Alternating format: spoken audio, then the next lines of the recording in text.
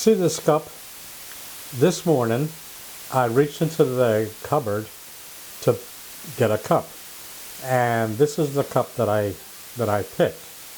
And since I'm a person who is more into function than form, I decided to use this cup. I know it is not Christmas, but I decided to use the cup anyway because it is function over form. Did remind me of something, though, that I'd like to share with you.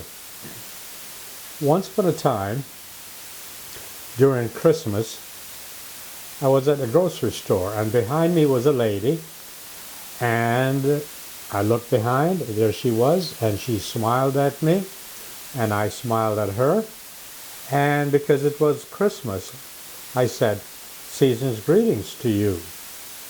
And she looked at me, and then she said, "I don't know why people stop using Merry Christmas, because it is the season. It is Jesus' birthday. People should say Merry Christmas instead of season's greetings or Happy Holidays. You should say Merry Christmas." So I told her, I said, "Well, I don't mind saying that, except I don't really know you and I don't know your religion, but I still want you to have a happy holiday." So I said, "Season's greetings." So no matter what your religion, I thought saying such a thing would be inclusive. And I really don't wish to be exclusive. I don't wish to exclude anyone from this joyous season. She just stared at me and didn't say another word.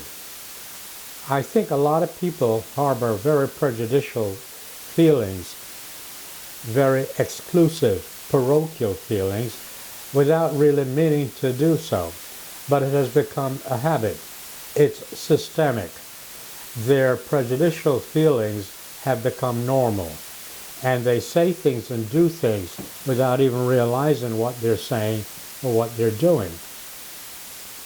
I remember being in a company of a man once, and he was telling me that really he doesn't understand the protest of black people because they're really not all ready to be free.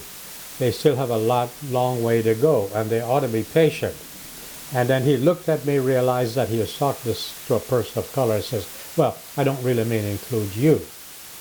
I used to get that in the Navy a lot, where people would say things derogatory about, say, African Americans, and then they would almost like a caveat.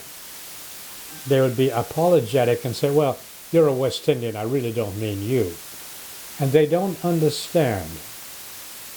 When you violate or say something negative about any specific group of people or any person, you are in fact damning and violating the civil rights of everyone. You just can't do that. If it is unjust or unjust rather for a specific group of people, it is unjust for all. And if you're going to live a life where you embrace civil rights for a specific group of people and not for all people, I would strongly suggest you evaluate that attitude. I don't think it's the right attitude to take. I really don't. I think when I say peace and love and harmony, equity and justness and happiness for all people, I mean it. I don't think we can go around being judgmental or being parochial and embracing just a specific group of people and justifying it. I don't think that's right. That's just my views, and of course you're going to have to think for yourself.